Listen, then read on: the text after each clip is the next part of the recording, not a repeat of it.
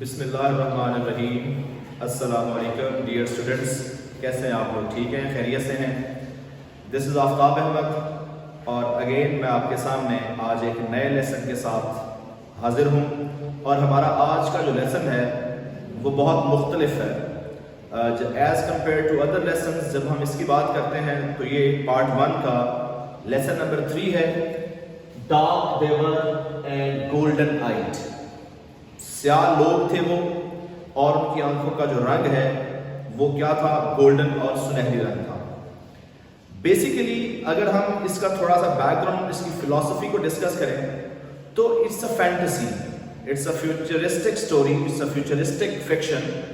جیسے کہ آپ سب کو پتہ ہے کہ انسان کی جستجو ہے کہ وہ نئی چیزوں کے بارے میں ڈسکور کرے، اور انسان کی ہمیشہ سے یہ خواہش رہی ہے، اور انسان بڑی کوشش کرتا آ رہا ہے کہ وہ خلا میں سفر کرے، اور وہ اسی جستجو میں لگا ہوا ہے کہ جو دوسرے پلانٹس ہیں اس میں جو زندگی ہے اس کے بارے میں مختلف قسم کے خیالات گھڑتا ہے انسان، مختلف قسم کی سٹوریز کریٹ کرتا ہے، اور وہ ہمیں مختلف کارٹونز میں، مختلف موویز کے اندر وہ سائنس فکشن سٹوریز ہمیں نظر آتی ہیں کہ مے بھی خلا میں کسی اور پلانٹ کے اوپر کوئی لائف ممکن ہے یا ہو سکتی ہے۔ تو یہ جو ساری جستجو ہے انسان کی، یہ نیئر فیوچر کے اندر یہ ممکن دکھائی دیتی ہے کہ انسان ٹریول کرے گا اسپیس کے اندر، ٹریول تو اب بھی کر رہا ہے، مگر کسی دوسرے پلانٹ کے اوپر باقاعدہ جا کے رہنا سٹارٹ کرے گا، یہ بھی نیئر فیوچر میں ممکن ہوتا دکھائی دیتا ہے۔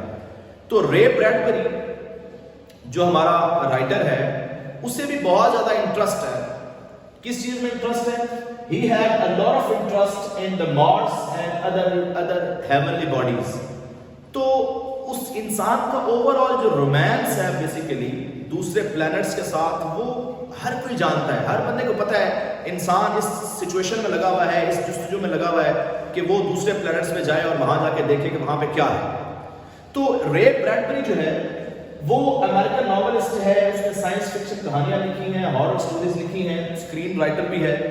تو یہ والا جو چیپٹر ہمارے سامنے ہے یہ بھی ایک ایسی فینٹیسی ہے کہ جب وہ یہ بتا رہا ہے کہ ایک وقت آئے گا کہ جب زمین جو ہے اس پہ ایٹم بام چلے گا اور زمین میں بھی تباہ ہو جائے، تو اس کے لیے الٹرنیٹ جو سورسز ہیں وہ آپ کے پاس ہونے چاہیے، اور انسان اس الٹرنیٹ سورس جو ہے اس کے لیے مارس کے اوپر اپنی سیٹلمنٹ کرنا چاہ رہا ہے، اور اپنی جو آبادی ہے یا اپنی جو دوسری پناہگاہ ہے اس کو بنانا چاہتا ہے۔ تو یہ ایک ایسی کہانی ہے جو ممکن ہے آنے والے وقتوں میں ممکن ہو، پاسبل ہو۔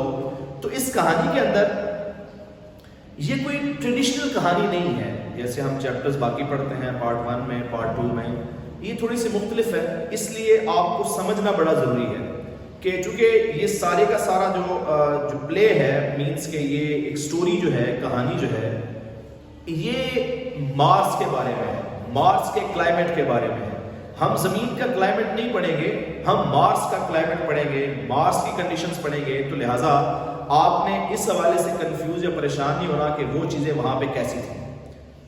تو سٹارٹ کرتے ہیں اس سٹوری کو۔ سب سے پہلے میں نے آپ کے سامنے ایک، اگرچہ یہ راکٹ تو نہیں ہے لیکن راکٹ ٹائپ کی کوئی چیز ہے کہ یہ زمین سے راکٹ جو ہے نا وہ لینڈ کرتا ہے مارس کے اوپر، مارس کے سرفیس کے اوپر لینڈ کرتا ہے، اور یہ تقریباً 60 ملین مائلز جو ہے وہ سفر طے کر کے تو یہ پہنچتا ہے وہاں پہ مارس کے اوپر پہنچتا ہے۔ اور اس کے ساتھ اگر آپ دیکھیں تو راکٹ میٹل جو ہے وہ اس جو مڈو ہے وہاں پہ اس کی جو کلائمیٹ کی وجہ سے وہ بالکل اس کا میٹل ٹھنڈا ہو جاتا ہے، اور یہ لڈ ہے، اس لڈ سے زمین سے جو لوگ وہاں پہ موو کرتے ہیں، یہ basically it's a type of experimental story, یعنی انسان کا پلان ہے کہ وہ آئندہ آنے والے سالوں میں کئی لاکھ لوگ زمین سے آگے منتقل کریں گے مارس کے اوپر۔ تو اس پہلے فیز کے اندر جو پہلا سٹیپ ہے جس کو وہ ایکسپیریمنٹل بیس کے اوپر وہ اس کو کرنا چاہ رہے ہیں، تو انہوں نے پہلے فیز میں 1000 لوگوں کو مارس پر بھیجا ہے تاکہ وہ وہاں پہ جائیں اور جا کے اس کلائمیٹ اور ویدر اور کنڈیشنز کے اکارڈنگ جو ہے نا وہ ایڈجسٹ ہو۔ اس سے پہلے وہاں پہ زمین کے لوگوں کے لیے سیٹلمنٹ بنا دی گئی ہے، گھر بنا دیے گئے تھے، اور جو لوگ بھی وہاں پر گئے یا جو جانا چاہ رہے تھے وہ بڑے ایکسائٹڈ تھے مریخ کے بارے میں. جیسے آپ بھی ایکسائٹڈ ہو سکتے ہیں, میں بھی ایکسائٹڈ ہو سکتا ہوں کہ ہمیں بھی ایک موقع ملے کہ جب ہم مارس پر جائیں. تو یہ سارے لوگ بڑے ایکسائٹڈ تھے. اب ان 1000 لوگوں میں سے 1000 پیپل میں سے ایک ایسا خاندان بھی تھا جسے ہم کہتے ہیں ہیری بٹرنگ, یعنی بٹرنگ فیملی. بٹرنگ فیملی کے جو لوگ ہیں وہ تقریباً 5 لوگ ہیں. آپ دیکھیں اس میں ہیری ہے, اس کی وائف کورا ہے, اس کا بیٹا ڈیوڈ اور ڈین اور لارا. یہ 5 کریکٹرز ہیں. تو یہ 5 کریکٹرز جو ہے جیسے میں نے دیکھا کہ یہ ڈھکن جو ہے نا وہ کھلتا ہے, لڈ کھلتا ہے بڑے دھماکے کے ساتھ, بڑی زور آواز کے ساتھ. تو یہ لوگ اسٹیپ آؤٹ باہر نکلتے ہیں اور یہ 5 لوگ باہر نکلتے ہیں, باقی بھی لوگ نکلتے ہیں. لیکن باقی لوگ کیا کرتے ہیں, ان کی آنکھوں کے سامنے ولڈ اوے, یہ ورڈ یوز ہوا ہے ٹیکسٹ کے اندر, وہ غائب ہو جاتے ہیں. کہاں پہ غائب ہو جاتے ہیں؟ یہ راکٹ ہے اور اس راکٹ کے سامنے یہ آگے پیچھے آپ سمجھ لیں کہ یہ میڈوز ہیں, چراگاہیں ہیں. ان چراگاہوں میں وہ باقی جو لوگ ہیں وہ غائب ہو جاتے ہیں, چلے جاتے ہیں, ڈسپیئر ہو جاتے ہیں, اور اس کے پیچھے باقی جو رہ جاتے ہیں وہ اس بٹرنگ فیملی. اب بٹرنگ فیملی وہاں پہ موجود ہے تو وہ اپنے آپ کو فیل کیسا کر رہے ہیں. یہاں پہ دیکھیں میں نے ایک ہیڈنگ دی ہے کہ ڈینجرس اینڈ ہوسٹائل کلائمیٹ, بڑا خطرناک اور جو ہے وہ انسان کے اگینسٹ, کیونکہ زمین کے لوگوں کے لیے تو وہاں کا کلائمیٹ جو ہے نا وہ ڈفرینٹ ہے, تو وہ انسان کے بالکل جو ہے نا اس کی طبیعت کے بالکل خلاف ہے. تو وہاں پہ تو گریوٹی نہیں ہے. پھر کیا کرتا ہے, his wife almost whirled away in smoke, یعنی باقی لوگ تو غائب ہو گئے, چلے گئے. اس کی بیوی بھی محسوس کر رہی ہے کہ جیسے وہ کیا کرے گی, وہ غائب ہو جائے گی, دھوئیں میں اڑ جائے گی, ختم ہو جائے گی. اور پھر his children small seeds might be sown to all Martian climes. ایسا لگتا ہے کہ مریخ کے کلائمیٹ کی وجہ سے اس کے جو بچے ہیں وہ چھوٹے بیجوں کی طرح زمین میں بو دیے جائیں گے. That was the harsh climate they had to face on Mars. ظاہر زمین کے لوگ ہیں, وہاں کا کلائمیٹ ڈفرینٹ ہے, اور ڈفرینٹ کلائمیٹ کو ایبزارب کرنا, اس کو فیس کرنا quite difficult. تو یہ ساری سچویشن ہے. اب وہ سمجھتے ہیں کہ ہمیں یہاں کا کلائمیٹ جو ہے نا بڑا سخت ہے, ہمیں واپس چلے جانا چاہیے.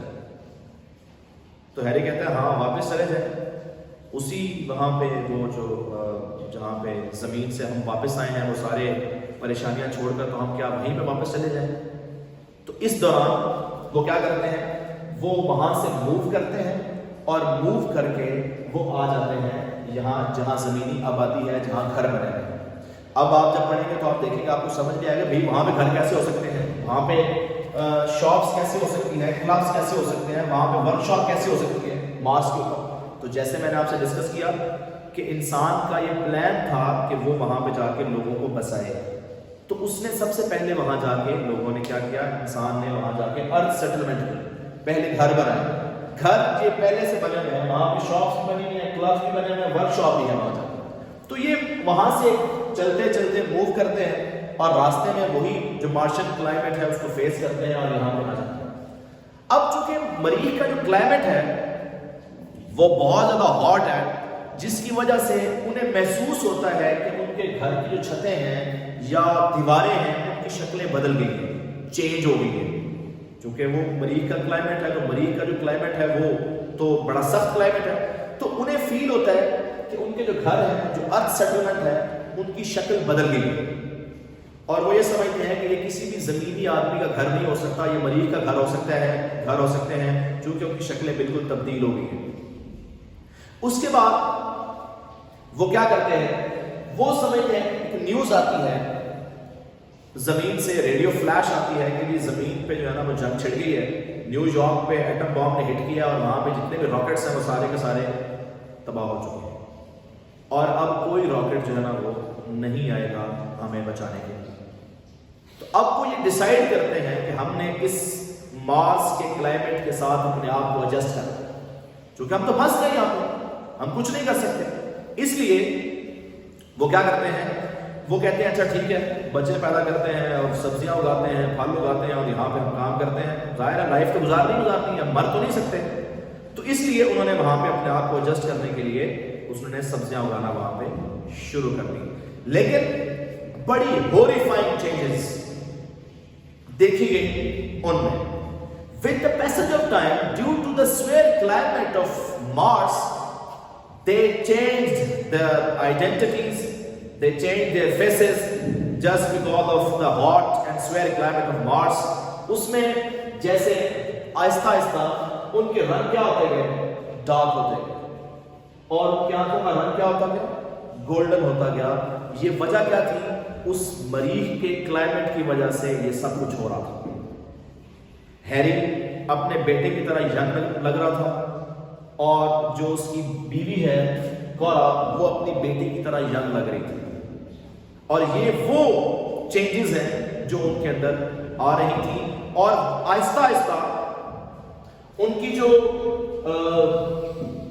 जी देखें आगे लिखा है यहां पे, completely unexpected whether they had to face on Mars. उन्होंने मार्स पे बड़ा अनएक्सपेक्टेड वेदर फेस किया. Harry, this climate will मैडन us and we lose our identity. यानी मरीख के क्लाइमेट का इतना असर हो रहा था कि मे बी एक तो शक्लें तो बदल ही रही थी, फिजिक भी चेंज हो गई, फिर वो अपनी याददाश्त भी खो रहे हैं. उन्हें भूलता जा रहा है कि वो मरीख से नहीं बिलोंग करते, बल्कि उनका ताल्लुक जमीन के साथ है. वो अपनी आइडेंटिटी खो रहे हैं, अपनी पहचान खो रहे हैं क्लाइमेट की वजह से. फिर हैरी जो है ना, वो कहता है, वो यहाँ वर्कशॉप पे आता है और यहाँ पे आके वो कहता है कि हमें एक रॉकेट बनाना चाहिए. बाकी लोग भी यहाँ बैठे हुए हैं, गपशप लगा रहे हैं, उन्हें टेंशन ही कोई किसी बात की. हैरी कहता है कि हमें एक रॉकेट बनाना चाहिए, और रॉकेट बनाने के बाद हम यहाँ से जो है ना वो जमीन पर चले जाएंगे. लोग हंसते हैं, उसकी बात को ऑन नहीं करते. उसके बाद 5 साल का अरसा गुजरता है, और 5 साल का अरसा गुजरने के बाद एक रॉकेट जमीन से आता है. 5 years later a rocket came from the earth to rescue them. उन्हें बचाने के लिए आता है. और वो जब जनरल वहां पे देखता है तो वो बंदे को भेजता है, अपने सोल्जर को. वो कहते हैं एक सेटलमेंट मिली है, लोग भी हैं, बड़े फ्रेंडली हैं, इंग्लिश भी समझते हैं, लेकिन जमीन के लोग हमें नजर नहीं आए वहां पे. ऐसा लगता है वो मरीख के लोग हैं, और हो सकता है कि मरीख के लोगों ने उन्हें खा लिया हो, मार दिया हो उन्हें. एक्चुअली वो जमीन के लोग थे, जो कि उनकी शक्लें बदल गई थी, और उनकी जो आइडेंटिटी है वो भी खत्म हो चुकी थी. वो अपनी जो याददाश्त है, मेमोरी है, वो भी खो चुके थे. और अब वो जमीन के लोग नहीं, बल्कि अब वो मार्स के लोग लग रहे थे. तो ये एक ओवरऑल स्केच है स्टोरी का. और इसको अगर आप इंशाल्लाह इसके जो सिनोनिम्स है, मोस्ट इंपॉर्टेंट सिनोनिम्स और क्वेश्चन आंसर्स डिस्क्रिप्शन में आपको मिल जाएंगे. Thank you very much.